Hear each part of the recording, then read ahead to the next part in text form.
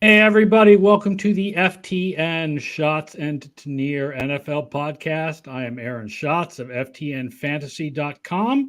He is Mike Tanier of TheMessenger.com, and we are here to review Week 7 in the NFL. Don't forget, if you are watching us live, which we do on Monday and Thursday at 11 a.m. Eastern on YouTube, you can make comments and ask us questions about this week's games. The biggest game of the week was Mike's Eagles against the Miami Dolphins in a battle of 5-1 teams that didn't turn out to be that close. It wasn't a blowout, but it certainly didn't go into the final minutes, and Eagles win 31-17, withstanding two big turnovers by shutting down the Miami running game.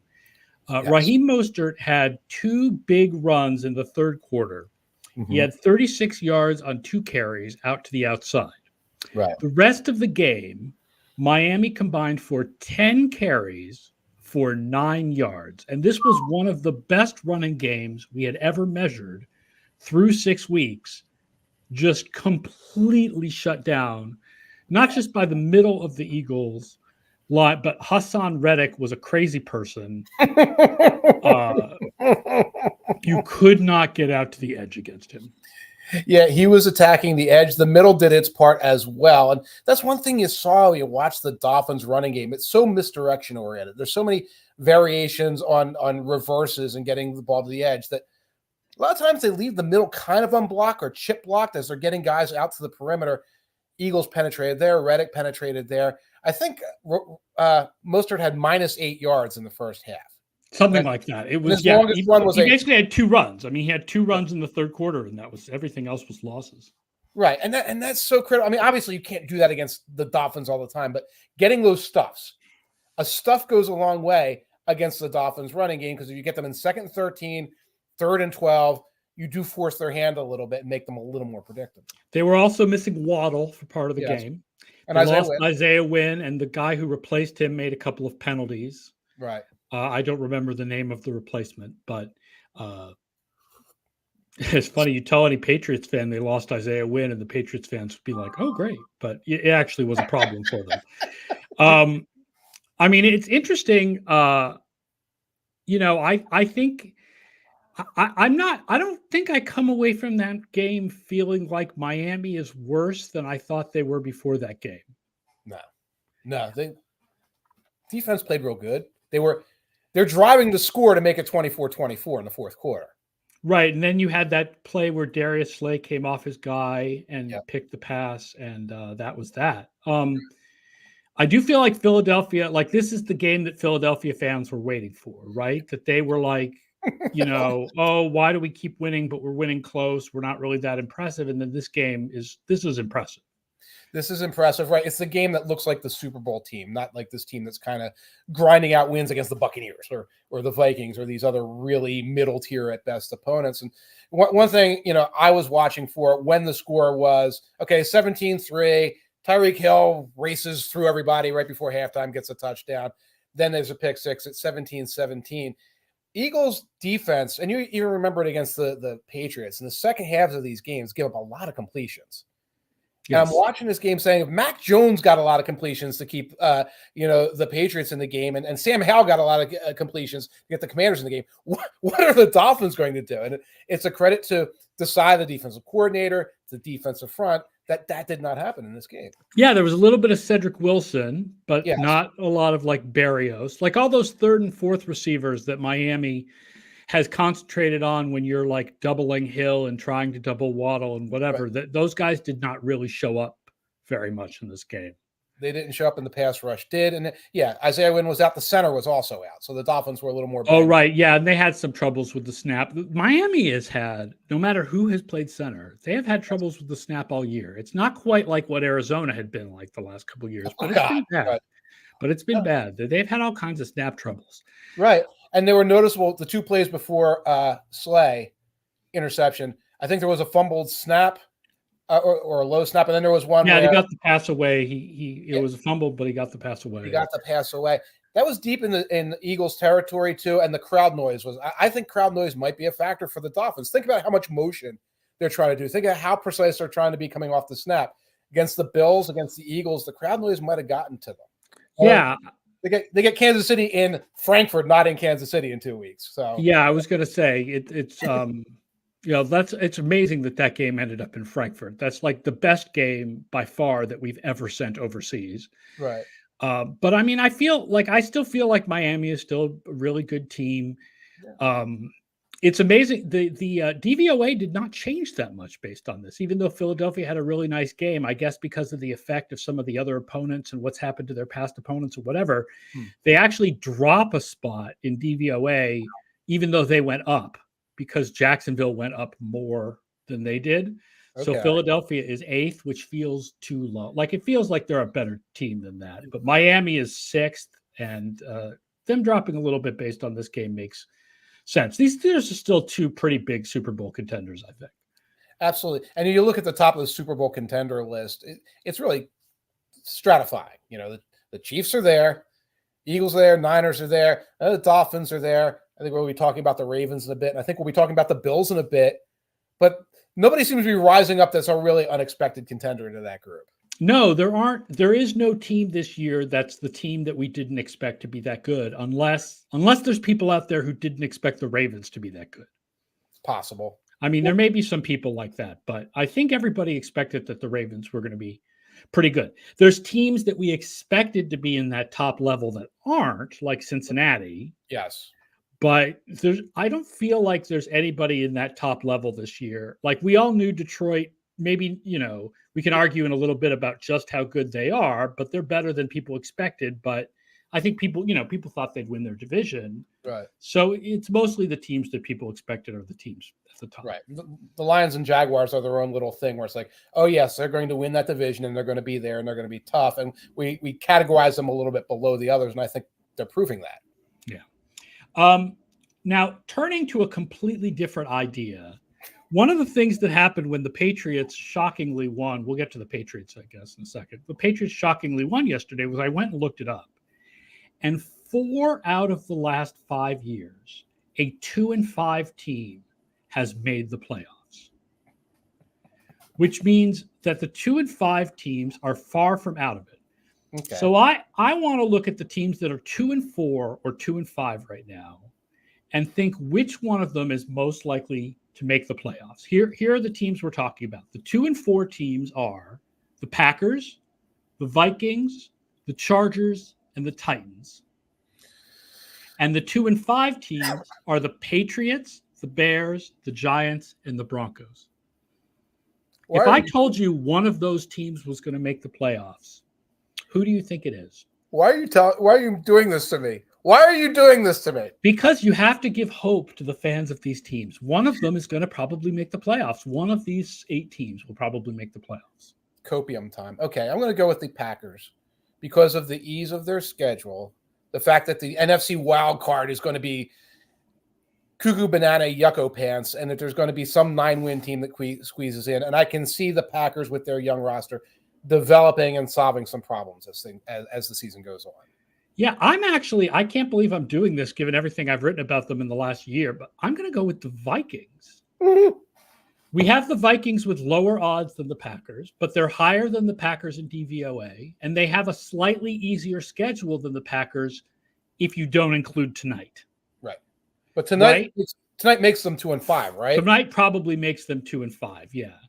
And then, so someone pointed out to me, next week the Packers play the Vikings.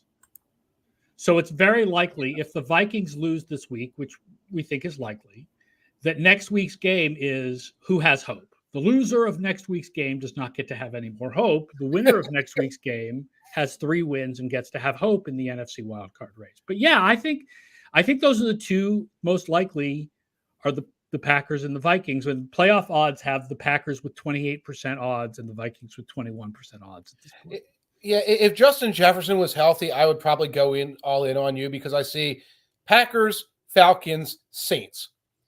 Well, there's all your middleweights, and if you can run that table and you get all these tiebreaker scenarios for your wild card and you get in, and I could see them doing it with Justin Jefferson. I don't see the team as currently concerned. Their defense is so bad.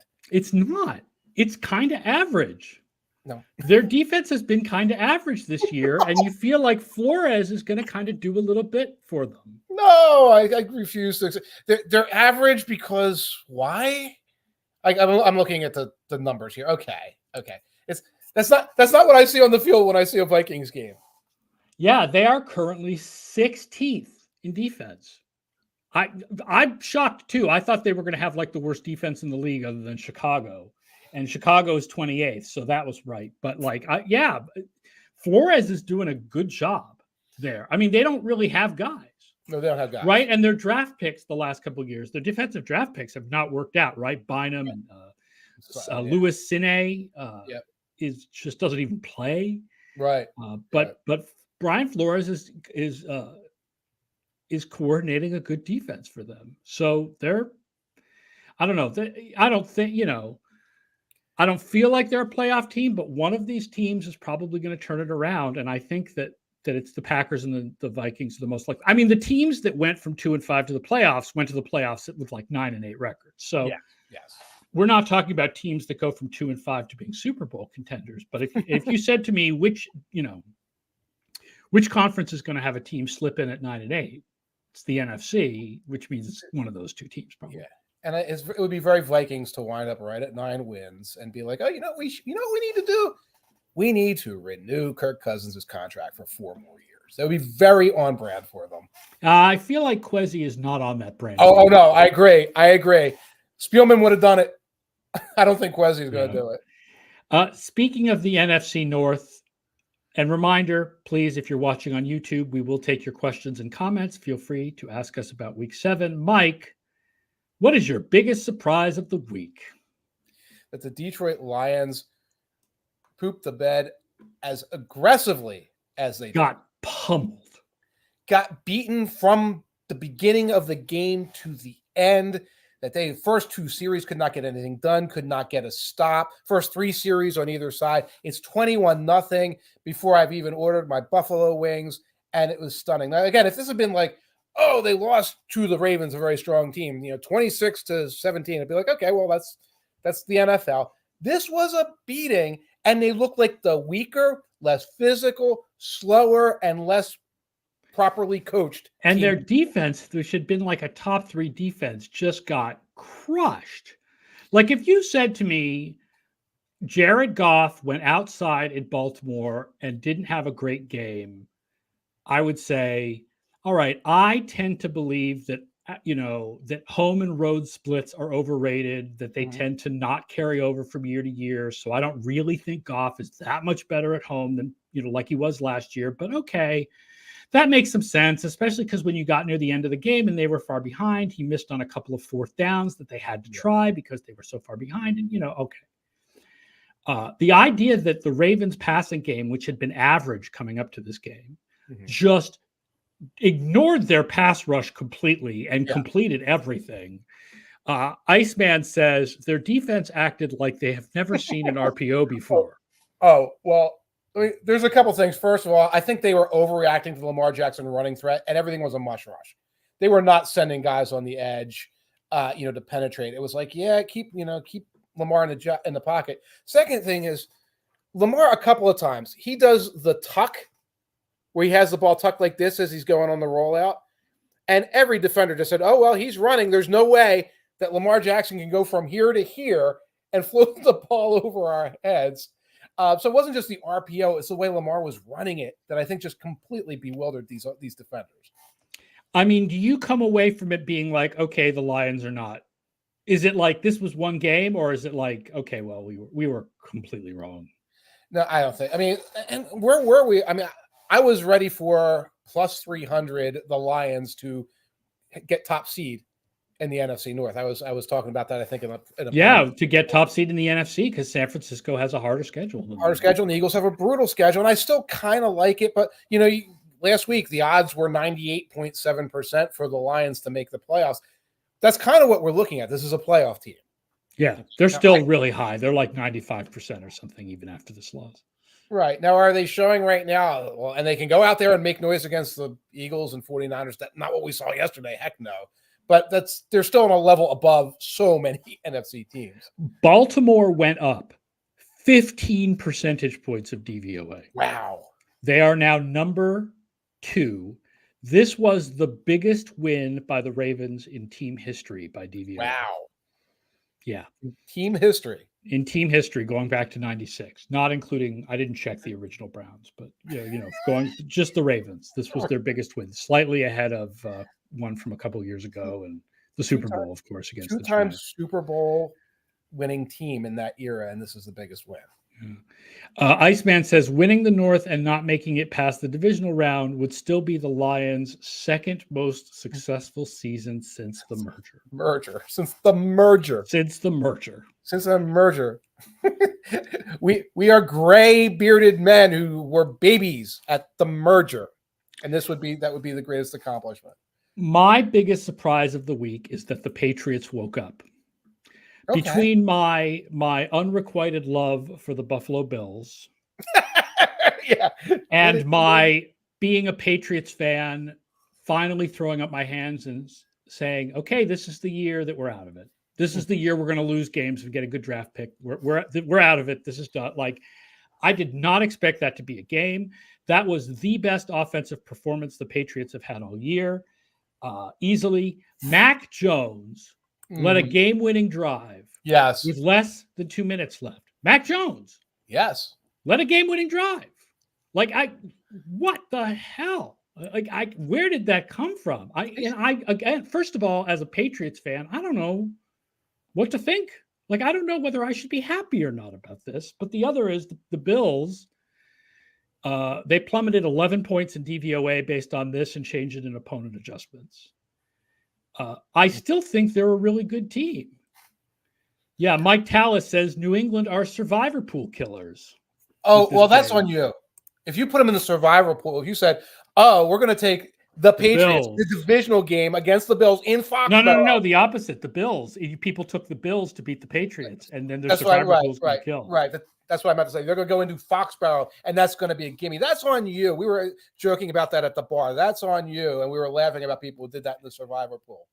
The Bills, I know the feeling among the fans is that the offense is completely out of sorts. Yes. The Bills are still third in offensive DVOA, just with a huge variance. They had those 3 colossal games and a good game against Jacksonville, and then these last 2 have sucked. Their defense is down to 12th, and those injuries matter. We've talked about it a couple of times on the show now, right? Losing Milano and White, combined with the fact that Von Miller is clearly not back, right? I've been doing the Bills are the best X team of all time and such. They are not, but people thought it was jokingly, are the Bills going to be the best 4-3 team of all time? They're waiting for that. They're not even in the top 12 best 4-3 teams of all time. They were my Super Bowl favorite. I think it's done. They're going to make the playoffs. Yeah. But they are not a Super Bowl contender with the injuries they have on defense and the inconsistency. To me, there's just too good a chance that the offense will have a bad game. Yes. They're going to have to go on they're going to lose the division to Miami. Yep. They're going to have to go on the road for 3 games and then the Super Bowl. In those 4 games, the odds that Allen has a bad game out of those 4 are pretty strong, combined with the fact that the defense is no longer top 10. They are not serious Super Bowl contenders any longer. And in terms of the offense, the slow starts, and by slow start, I mean not scoring any points in the first half. The opening drive is bad. It's been 3 straight weeks because they were jet lagged going to London, then they were jet lagged coming home from London, and then they were jet lagged driving down the New York State Thruway to Foxborough, I suppose. So, offensively, there's all that stuff against the Raiders in there. There's all that kind of stuff in the stat pool. Recently, it has been first 5, 6, 7 drives of the game, nothing is going right. When they try to do short game, they complete passes and they get no yak. When they try to go deep, Josh Allen turns into the Joker. I didn't feel like, I know people talk about, they don't have a wide receiver 2, they don't have a great wide receiver 3. I didn't feel that way. I felt like Allen was missing wide receiver 2 and wide receiver 3. He overthrew, at one point he was under pressure, and he overthrew Gabe Davis in the end zone. And yes. I don't feel like Gabe Davis went out there and didn't play well. I felt like when they tried to target Gabe Davis and Kahil Shakir, Allen wasn't great. It's a little of both because Allen was misfiring right before their touchdown. And I think there was a penalty on the play.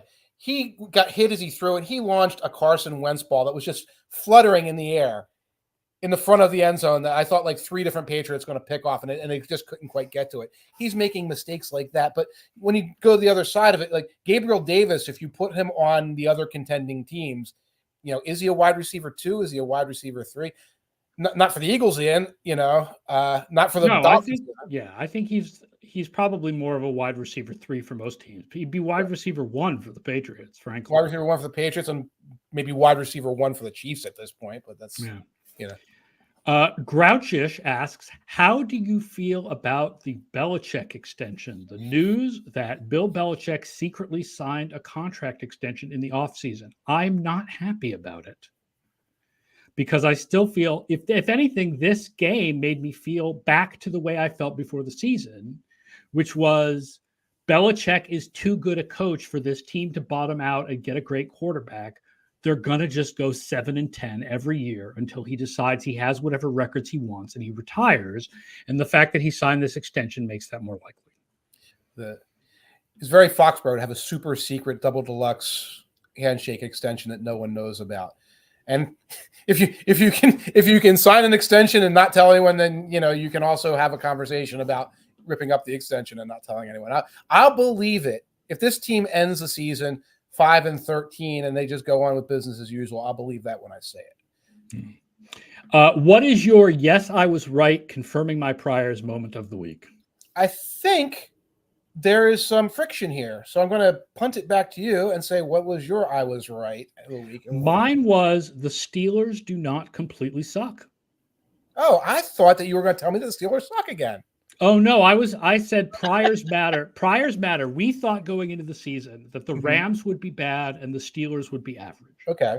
And the line on this game was Rams by 3, which suggests much more leaning on what has happened so far this year than what our priors were. Okay. And I always talk about how even at this point in the season, like with Dave, your priors are half of your knowledge of how good a team is. And the fact is, going into the season, we thought the Steelers were an average team. They were not the worst offense in the league, and they would have a good defense, and they would be better than the Rams. And I think in this game, you saw a team that had a bad but not terrible offense and a pretty good defense, and they were better than the Rams. So I think this game taught you that your priors matter, and that it's not that even 6 and 7 games into the season, your priors matter. And the Steelers are the Steelers. This is year 3 of them slopping and grinding and mucking out these kind of wins against these opponents. You have to say, well, that's Mike Tomlin. That's the system. It's funny because if you go back and watch the game-winning touchdown by Najee Harris, I know a lot happens after that in that game. Kenny Pickett actually bumps into the motion tight end before he hands off. Like, this offense is so discombobulated that their game-winning touchdown highlight features a blooper in the highlight that looks like something from a Pop Warner game. You got to go back and see it. He turns and the backup tight ends in motion, and they kind of bump into each other, and he gets the ball to Harris, and they still score a touchdown. It's hilarious. But that's kind of the Steelers football right now. It is not pretty. It does not make a lot of sense, and that they wind up grinding out these victories. Now, let me ask you this: the over/under for wins for the Steelers is at 9.5 for the season right now, and they're 4-2. 4-2. You got to get 6 wins out of the rest of the season. I'm not looking at any numbers, and I'm not looking at our simulation right now. Right. My lean is under.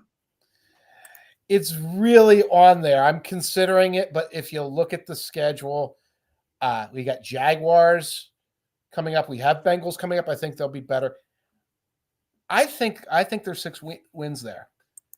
And that would make them a 10-win team, and that would make them a 7th seed. That would make them probably the 7th seed. Right, and you can get them to make the playoffs at, I believe, -105, which if it was the NFC, I'd say go for it, but it's not the NFC, and the house knows that. We usually review games with reverse post-game win expectancy, and there was one big one this week, which gives us something to talk about, and that is Cleveland was only 11% to beat Indianapolis. The Colts, 6.8 yards per play. The Browns, 4.4 yards per play. The Browns recovered 4 of 5 fumbles. Indianapolis had 4 fumbles, 3 of which were recovered by the Browns, and the Browns had 1 fumble, which was recovered by the Browns. Like, the Browns got outplayed in that game. Didn't Minshew fumble on the goal line? In the end zone. Yeah. The Browns also had a fumble that was negated by a penalty where PJ Walker, like a Pez dispenser, flies the ball into the air, and that should end the game. And there was this, I'll call it ticky-tack contact penalty where Amari Cooper tangles up the defender and cuts off of it. And that's how one of the ways the Browns somehow won that game. Is Deshaun Watson toast? He was garbage in the 5 minutes he was on the field. If you go back, and there's got to be a super cut of every throw, because there were 5 throws from yesterday. It was a 5-yard completion, an interception, an almost interception where it's like the guy traps the ball, and 2 short passes to absolutely nowhere. Yeah. And Stefanski said he could have put him back. I don't know what that story is all about. But, Watson could have come back in, but it was a decision on my part. But at the same time, they're going to start him next week. We're going to start him next week. Well, PJ Walker was horrible. If his shoulder is responsible for how bad he was, that's one thing. But bad decisions, this is now multiple games of this all year long, plus last year, right? I thought the sample size going into this season suggested he was really still good.